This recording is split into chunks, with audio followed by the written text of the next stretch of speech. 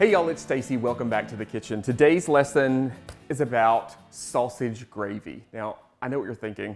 This has got to be complicated. It's not complicated at all. In fact, it only calls for 5 ingredients. 2 of those are salt and pepper, and it's all made in 1 skillet. Let me show you just how easy this is. I'm going to start with a pound of breakfast sausage. It doesn't matter what kind you have. If you want mild, use mild. If you want some more flavor, you can always use a hot sausage. All I'm doing is just squeezing this out of a tube here into a skillet that I've got preheated. What we're going to do is we're going to cook this sausage until it's nice and golden brown. Now, every time I'm on camera and I'm trying to teach people to do something, I sit here and I stir this constantly. You don't want to do that. You want to break this up in small pieces and just let it sit because you want it to brown.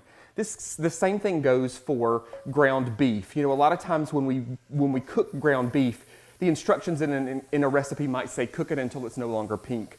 But you're missing an opportunity to add flavor there. If you just leave it alone and allow that brown color to form on the outside of the meat, you're adding tons of flavor. That happens as the result of something called the Maillard reaction. And it's when the sugars and things in the meat caramelize against the hot pan, and it gives you tons of great flavor. So I'm just going to cook this down until it's cooked through, but also till it's got some nice golden brown bits on the outside of it, and then we're going to move on to the next step of our recipe.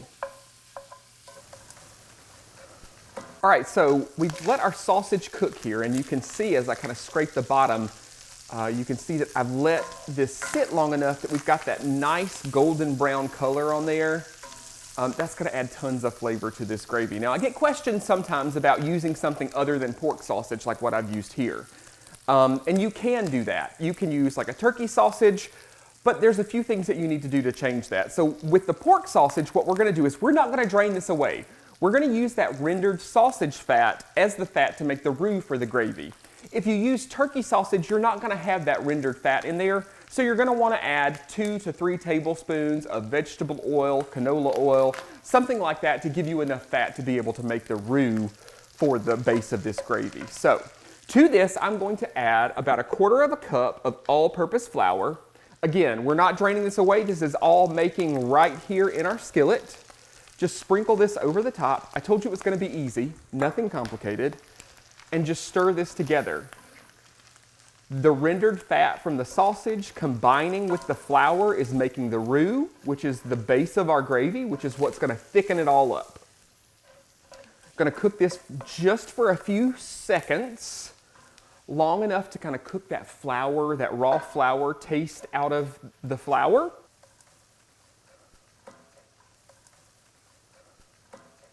All right, now comes our liquid. I'm using about 2 to 2.5 cups of whole milk.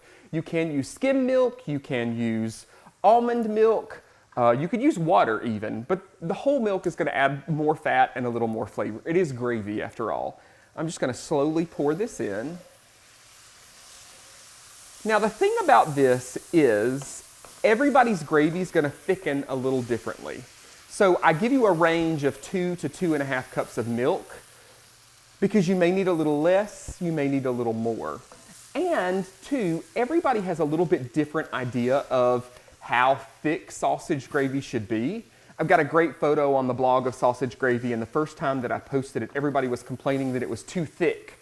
So then I had another photo where it's a little thinner, and then I had people complain about it being too thin. So people have really strong feelings about how thick sausage gravy should be, so you should make it however you like it.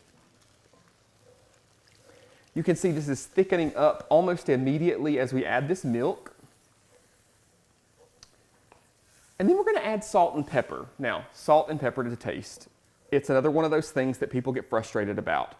The reason that there's no measurements is because different brands of sausage are going to have different amounts of seasoning in them, different amounts of salt. So if you got a really salty sausage and I told you to add a teaspoon of salt, folks are going to be complaining that it's too salty.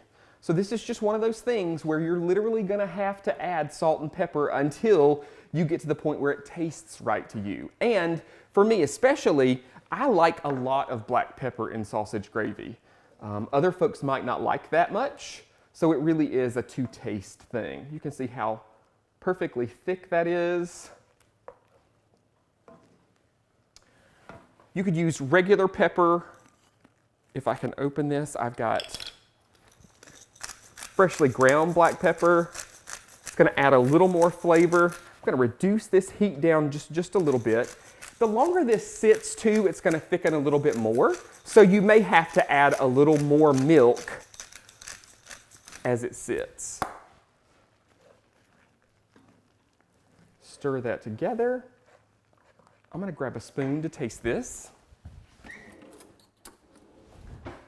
Taste your food, folks. We need a little salt, but that sausage has so much salt in it, you don't really need a ton. And that's it. Sausage gravy is made. I told you it was going to be so easy. Everything cooks right here in the skillet.